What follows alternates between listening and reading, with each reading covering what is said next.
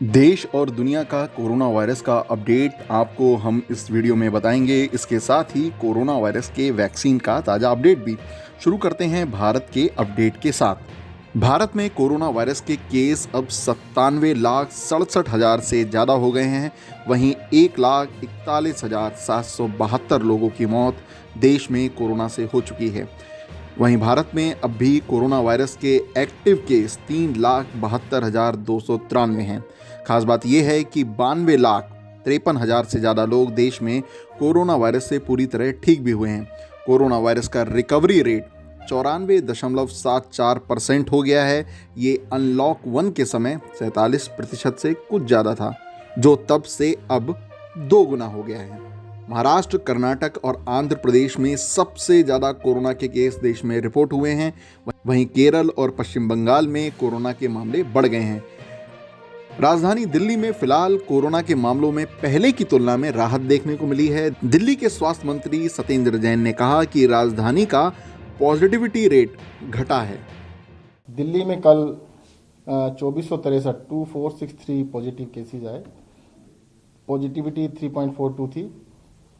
पिछले लगातार 7 दिन से पॉजिटिविटी जो है 5% या उससे कम है। कल जो डेथ थी 50 थी और पिछले लगभग 1 महीने से ज़्यादा 1 नवंबर से लेकर अभी तक 40 दिन में ये सबसे कम रहा है। जो आरटीपीसीआर की पॉजिटिविटी है वो भी काफ़ी कम हो गई है, 6-6.5% पे आ गई, जो कि 30% पे होती थी। और ओवरऑल पॉजिटिविटी जो 15.26% थी 7 नवंबर को, वो भी घटते हुए 3% के आसपास आ गई है। लगभग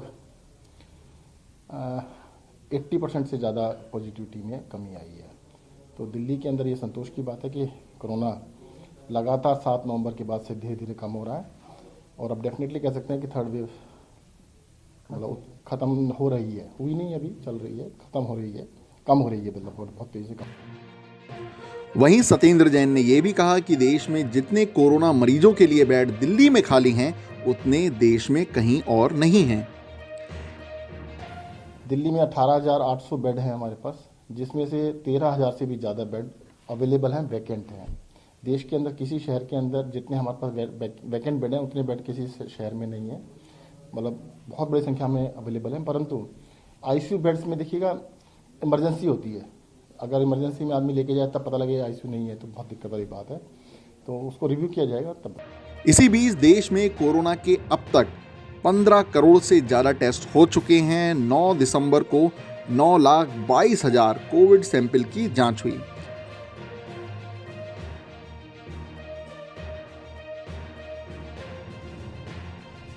अब बात करते हैं कोरोना वायरस के वैक्सीन से जुड़े अपडेट की। प्रमुख विमान कंपनी स्पाइस जेट और स्नोमैन लॉजिस्टिक के बीच वैक्सीन के स्टोरेज, ट्रांसपोर्ट और डिस्ट्रीब्यूशन को लेकर समझौता हुआ है।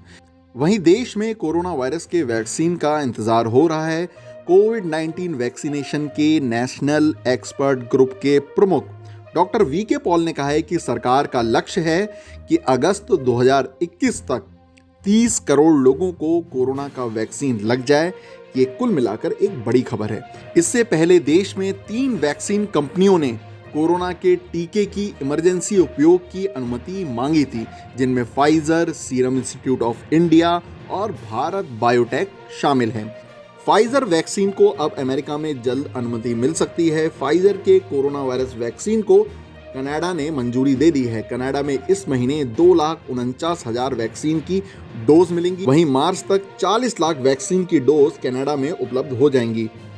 ब्रिटेन में फाइजर की कोरोना वायरस वैक्सीन लगने से 2 लोगों को एलर्जी की दिक्कत हुई है, जिसके बाद नेशनल हेल्थ सर्विस को चेतावनी जारी करनी पड़ी। जिन 2 लोगों के ऊपर वैक्सीन का दुष्प्रभाव देखने को मिला है, वे पेशे से हेल्थ वर्कर हैं। इसके बाद अब ब्रिटेन के रेगुलेटर्स ने कहा है कि जिन लोगों को पहले से दवा, खाना या वैक्सीन से एलर्जी की शिकायत है, उन्हें फाइजर बायोटेक का कोरोना वायरस वैक्सीन ना दिया जाए। इससे पहले फाइजर वैक्सीन को यूके और बहरीन में इमरजेंसी उपयोग की मंजूरी मिली थी। वहीं यूएन महासचिव एंटोनियो गुटेरेस ने कहा है कि वैक्सीन नेशनलिज्म तेजी से आगे बढ़ रहा है। ऐसे में दुनिया के गरीब मुल्क भी इस ओर देख रहे हैं। उन्होंने कहा कि कोरोना वायरस का वैक्सीन सभी के लिए उपलब्ध होना चाहिए, खास तौर पर अफ्रीका में। इसी बीच दुनिया में कोरोना वायरस के कुल मरीजों का आंकड़ा 6,88,00,000 से ज़्यादा हो चुका है। वहीं 15,67,000 से ज़्यादा लोग इस वायरस से अपनी जान गंवा चुके हैं।